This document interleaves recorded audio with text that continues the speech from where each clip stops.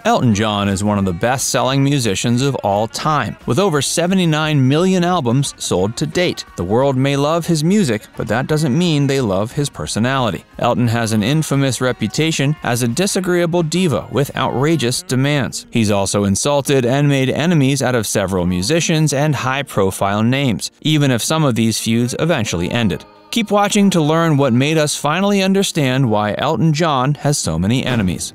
Elton John the Diva. Many major music stars are known for having a short fuse and getting upset when they don't get what they want, and none more so than the famous, or perhaps infamous, Rocket Man. In December of 2019, Elton cussed out 2 security guards at Perth's HBF Park Stadium. He saw them taking a woman out of the venue and began calling them a few choice words and insisting they F off. Days later, he hurled his Gucci bag down the steps of his private plane in a fit of anger. Elton even admitted during an appearance on James Corden's Carpool Karaoke that he once demanded that his team somehow change the weather. He was staying at the inn on the park and called Robert Keown, saying it was too windy and asking him to do something about it. These antics have caused him to make plenty of enemies and develop feuds with several big-name celebrities.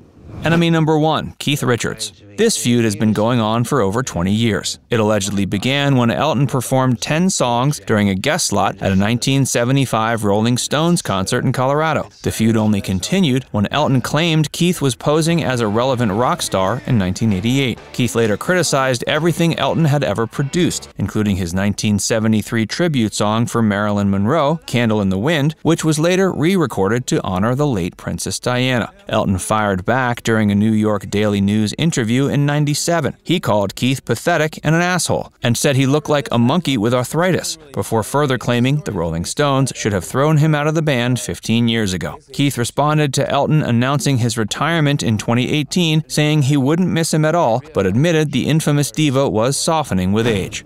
Enemy number 2, Simon Cowell. Simon Cowell is one of the most popular talent show judges, and he's known for saying what's on his mind. This applies to Elton as well, who has lobbed several criticisms of American talent shows as boring and exploitative. Simon called him selfish and money-obsessed, noting how he often charges $1 or $2 million for private gigs. He also told talk show host Piers Morgan he wouldn't take his criticisms seriously until he used his wealth to help aspiring musicians. For his part, Elton refused to be a guest judge on American Idol and called reality TV brain-spilling. Hey, if you're enjoying this video so far, be sure to give it a like and subscribe to Facts First for more, and stick around for more about Elton John. Enemy number 3, Madonna. This feud may be one of Elton's most notorious. It reportedly began when he called her performance of the theme song for 2002's Die Another Day, quote, the worst Bond tune ever. The most memorable event was when he insulted her at the 2004 Q Awards when she won Best Live Act. He accused the artist of lip-syncing and said anyone who does that when you pay to see them should be shot. But despite his harsh criticism, he still somehow seemed upset when she returned his Christmas cards. He insulted her again during the MDNA tour, calling her a nightmare and a disaster while saying she looked like a fairground stripper. Even though they claimed to still be friends, their drama continued. He called her a miserable cow when she refused to perform at his bachelor party and said she had no chance of winning against him during the 2012 Golden Globes, which she did. The drama apparently ended after she dedicated her winning song, Masterpiece, to him. She said she forgave him, and he said their feud was over and done with a year later. He apologized to her in 2016 after they ended up in the same restaurant in France, and she accepted. The cool down lasted until 2019 when he publicly called her ungracious and nasty due to her feud with Lady Gaga. It seems these two pop divas may never truly get along.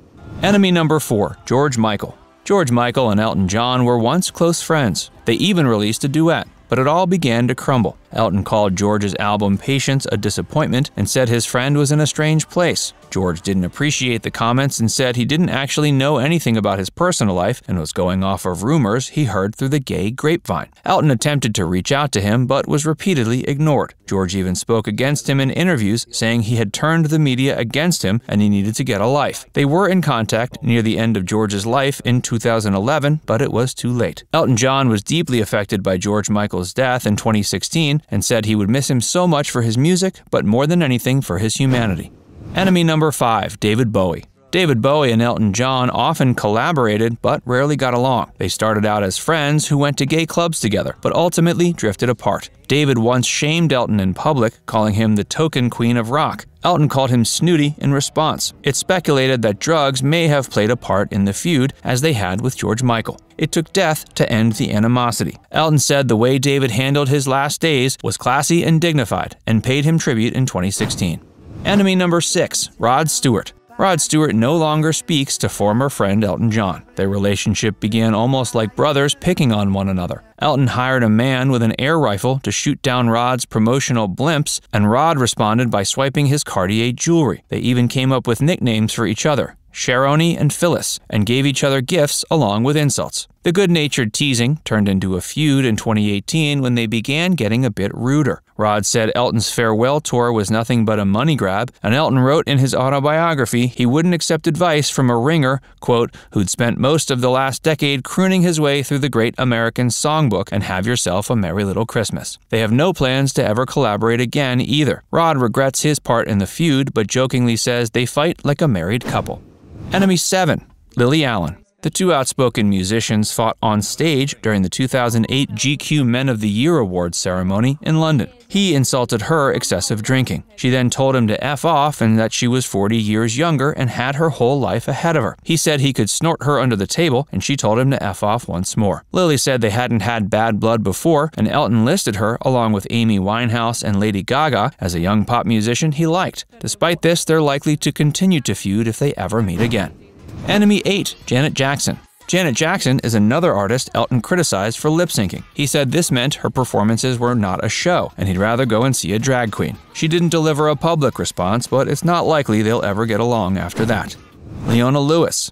Elton may not like talent or reality shows in general, but he singled out two X Factor winners in particular, Leona Lewis and Alexandra Burke. He criticized them for not working hard enough to sustain their careers as he had, and said they were at the mercy of their next song. For her part, Leona recorded a popular version of his hit, Your Song. A temporary enemy, Princess Diana. Although Elton sang a tribute song for Diana after her death, he didn't always have the best relationship with her.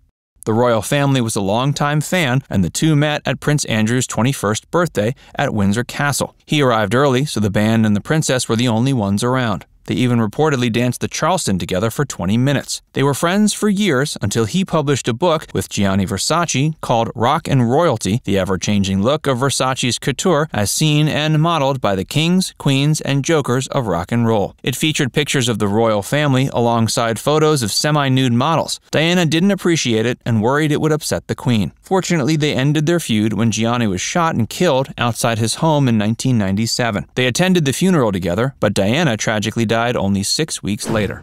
A surprise enemy, his fans. Elton John has offended plenty of major names in the business, but he's also made a few fans unhappy. The documentary Tantrums and Tiaras, made in 1996, showed him throwing a tantrum during his Made in England tour. A fan merely called out "Yoo-hoo" to him, and he yelled that he was on holiday and he would never be coming to the south of France again. Elton then ordered his private jet to fly him away. In March of 2018, he invited his fans to join him on stage, but flew into a rage when they got too close. He reportedly yelled a few profanities and accused them of messing up the performance.